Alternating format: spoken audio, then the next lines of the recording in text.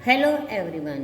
इस वीडियो में आपको जो क्षितिज काव्य खंड का है चैप्टर 9 कबीर, तो जितना भी आपको काम कराया गया है उसी में से आपके एमसीक्यू क्वेश्चन आंसर की तैयारी कराई जा रही है। आप वीडियो को पूरी देखेंगे और जो है पसंद आए तो लाइक भी अवश्य करें।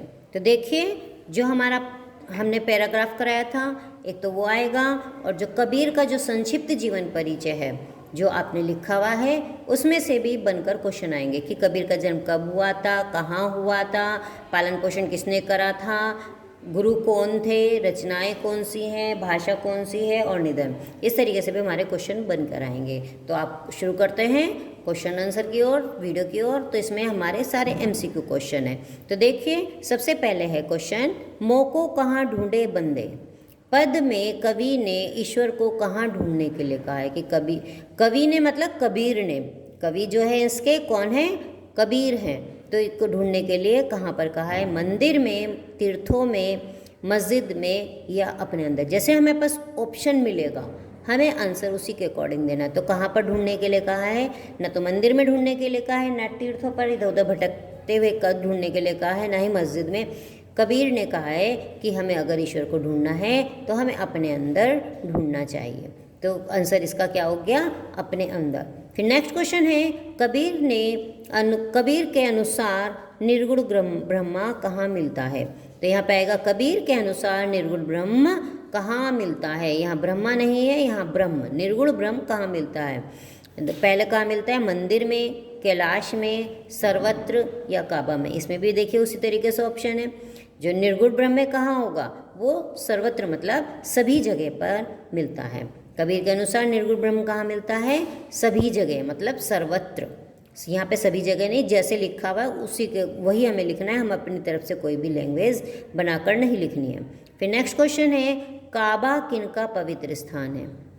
काबा किसका पवित्र स्थान है या किनका किसका, क्वेश्चन चेंज होकर आ सकते हैं।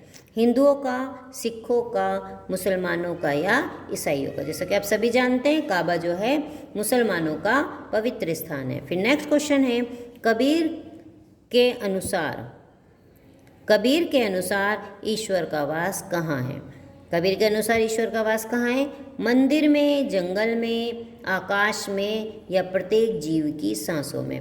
तो कहाँ है ईश्वर का वास, प्रत्येक जीवों की सांसों में। जो जितने भी जीव हैं, जीव धरती पर, सभी की जो है, सभी में जो है ईश्वर का वास है, सभी में ईश्वर समाया हुआ है।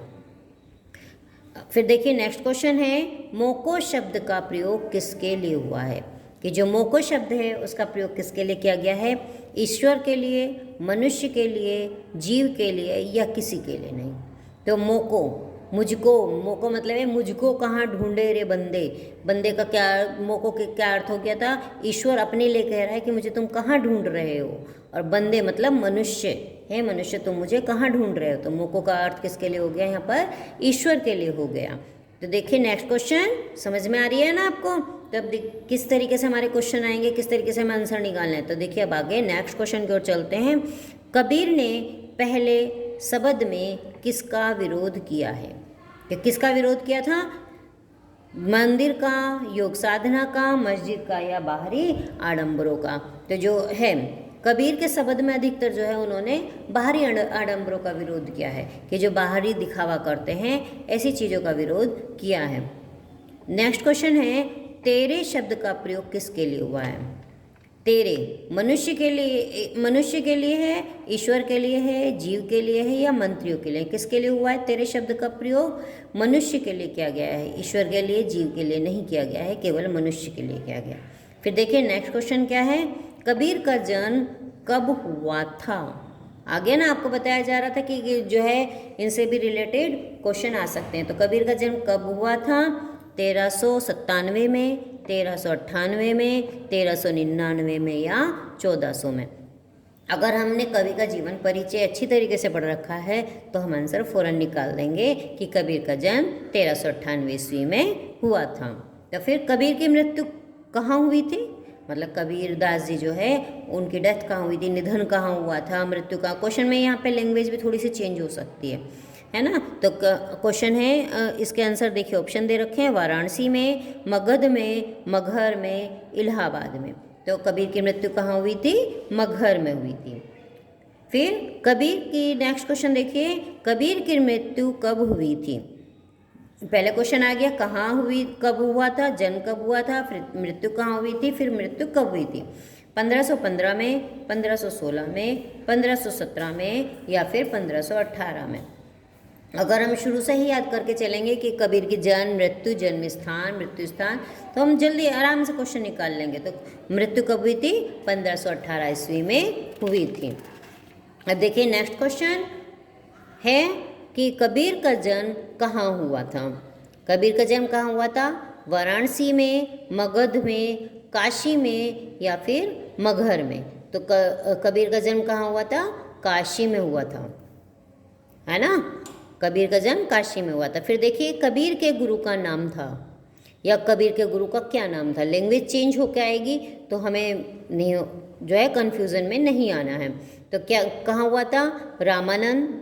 गुरु का क्या नाम था? सॉरी, तो देखिए गुरु का क्या नाम था? रामानंद, राजानंद, रामनंद, राजनंद। देखिए लैंग्वेज में यहाँ पर हम लिख रहे हैं, लिखने में केवल कहीं मात्राओं का अंतर है, थोड़ा थोड़ा ही अंतर है।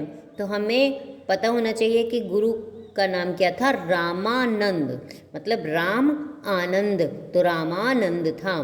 तो इसलिए देखिए ऑप्शन में रामनंद भी दे रखा है, केवल आ की मात्रा का अंतर है। अगर हमारे से ज़रा भी कन्फ्यूज़न हो जाएगा तो ये हमारा क्वेश्चन गलत हो जाएगा। तो इसीलिए बहुत ध्यान से पढ़कर तब हमें ऑप्शन लिखना होगा। ऐसे ही यहाँ पर राजानंद, राजनंद, केवल मात्राओं की का है, केवल यहाँ पर मैं और जय का अंतर हो गया और केवल मात्राओं का अंतर। तो बहुत ध्यान से हमें ऑप्शन पढ़ने हैं, तब हमें आंसर करना है। अब देखिए नेक्स्ट क्वेश्चन है, कबीर की रचना है बीकज, बीचक, बीजक और बीकच। देखिए वही थोड़ा थोड़ा अक्षरों का फेरबदल है, बोलने में डिफरेंस आ जाएगा। तो इसलिए हमें पता होना चाहिए कि कबीर की रचना क्या है? बीजक। कैसे लिखा जाता है इसको भी हमें बहुत ध्यान से समझना है कि जैसे लिखा गया है उसी के अकॉर्डिंग हमें यहाँ आंसर देना है। देखिए बीकज, सब में बी लगा हुआ है, यहाँ पे के, जे के, थोड़ा सा बस अक्षरों का इधर उधर फेरबदल है।